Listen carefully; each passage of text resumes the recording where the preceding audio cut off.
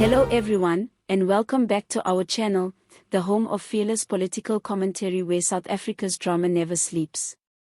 Today we unpack another Julius Malema moment that has once again set the political world on fire. During a community engagement in Soweto, the EFF leader delivered one of his sharpest public attacks yet, taking aim at former Presidents Thabo Mbeki and Kgalema Motlanthe, ANC Secretary-General Fikile Mbalula, former Minister Jeff Radebe, activist Ian Cameron, and analyst Ebrahim Khan. Malema told supporters that none of these figures can help South Africa move forward. He said the country is tired of old speeches and fake promises, insisting that the nation needs decisive, fearless leadership, not the recycled politics of the past. His words struck a nerve, not only because of their directness but because they were aimed at figures long seen as symbols of experience and moral authority. Malema accused Mbeki and Motlanthe of being silent spectators during critical moments in the nation's history, saying that under their leadership inequality and unemployment continued to rise. He portrayed them as intellectuals who preferred long speeches and roundtable discussions while millions remained in poverty. In Malema's view, their silence today represents the political fatigue of a generation that no longer knows how to fight for real change. He then turned his fire on Fikile Mbalula, the ANC's loudest personality and self-proclaimed defender of the movement. Malema mocked him for playing politics on Twitter instead of solving the ANC's internal problems. The politics of clowns and photo opportunities, Malema said, drawing laughter from the crowd. He accused Mbalula of being more interested in jokes, hashtags, and viral moments than in rebuilding the party that once liberated the country. Jeff Radebe, once viewed as a calm, reliable technocrat, was also caught in the crossfire. Malema claimed Radebe represented the old guard with no new ideas. He argued that South Africa's challenges, from unemployment to collapsing municipalities, cannot be solved by politicians who've spent 3 decades recycling the same speeches while the nation's youth are jobless. Even Ian Cameron, known for his activism against police failures and gender-based violence, didn't escape criticism. Malema said Cameron's work only scratches the surface of South Africa's deeper problems. He suggested that crime cannot be fixed without tackling economic inequality and corruption within the justice system. To Malema, Cameron's activism exposes symptoms, not causes.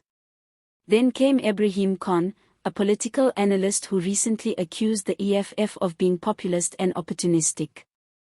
Malema dismissed him as one of those who speak for white monopoly capital while pretending to be neutral. He said such analysts exist to defend the status quo, using fancy language to disguise their political loyalties. The backlash came quickly. ANC spokesperson Malenji Bengumatsuri slammed Malema's remarks as reckless and disrespectful, reminding South Africans that Mbeki and Motlanthe were central to the building of democratic institutions. She described them as intellectual leaders who helped stabilize the country after apartheid. But on social media, EFF supporters cheered their leader, calling him brave for telling uncomfortable truths. Analysts say Malema's comments reveal more than anger, they show strategy. As South Africa heads toward the 2026 elections, the EFF is once again positioning itself as the true voice of opposition. Malema's message is clear: the liberation veterans and ANC elders are part of the problem, not the solution.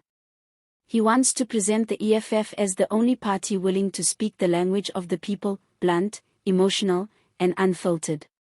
And to be fair, that message resonates. With unemployment at record highs, service delivery failures spreading across municipalities, and corruption scandals still haunting the ruling party, many South Africans are losing faith in established leaders.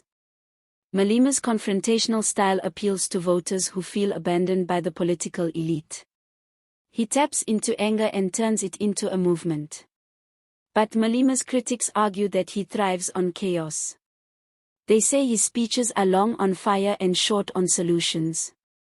Others point out that while he attacks the old guard, his own record in government, from the Polokwane Youth League days to municipal politics, is far from spotless. Still, one thing is undeniable: he has mastered the art of staying relevant.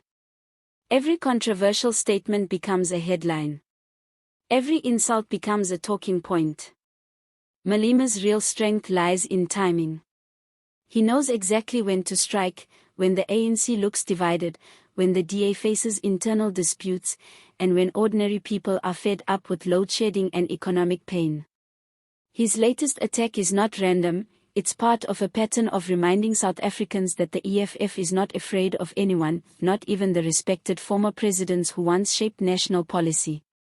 Behind the humor and insults, however, is a serious national conversation. South Africans are tired. They are watching a government that struggles to deliver jobs and security, and an opposition that often seems better at shouting than governing. Malema's message, that the country needs revolutionary renewal instead of recycled politics, may be extreme, but it strikes at the heart of public frustration. The question now is whether this kind of rhetoric can translate into real power in 2026.